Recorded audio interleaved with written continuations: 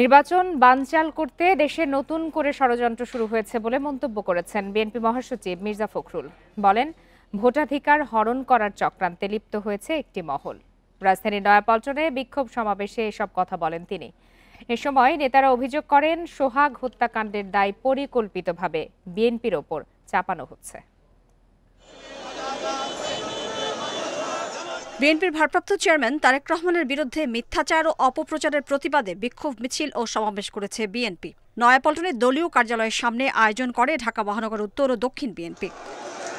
সমাবেশে বিএনপি নেতা মির্জা আব্বাস বলেন, ব্যবসায়ী সোহাগ হত্যাকে ভিন্ন খাতে প্রবাহের চেষ্টা করছে কয়েকটি রাজনৈতিক দল। জড়িতদের দ্রুত বিচারের দাবি জানান তিনি।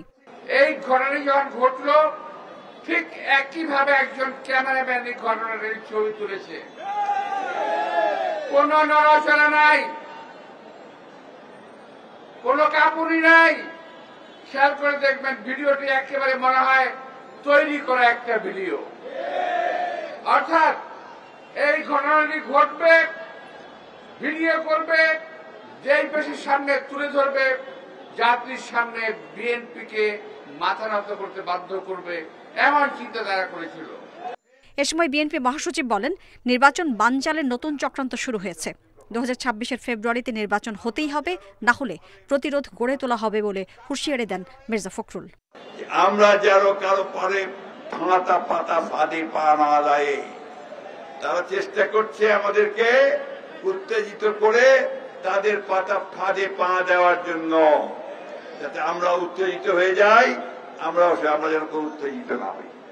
আমরা শান্তিপূর্ণভাবে গণতন্ত্রের দিকে এগিয়ে যাচ্ছি। আমরা শান্তিপূর্ণভাবে গণতন্ত্র চাই। আমাদের লক্ষ্য এখন একটাই, যে বাংলাদেশে এই 26 ফেব্রুয়ারিতে নির্বাচন হতে হবে। এর আগে আইন শৃঙ্খলা পরিস্থিতি অবনতি ও শিক্ষা প্রতিষ্ঠানে শিক্ষার পরিবেশ নষ্টের প্রতিবাদে বিক্ষোভ মিছিল করে ছাত্রদল। নয়াপল্টন থেকে শাহবাগে গিয়ে শেষ হয় মিছিলটি।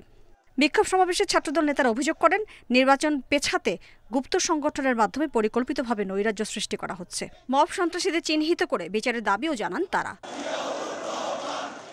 Mahmuda Moumita, independent news, Dhaka.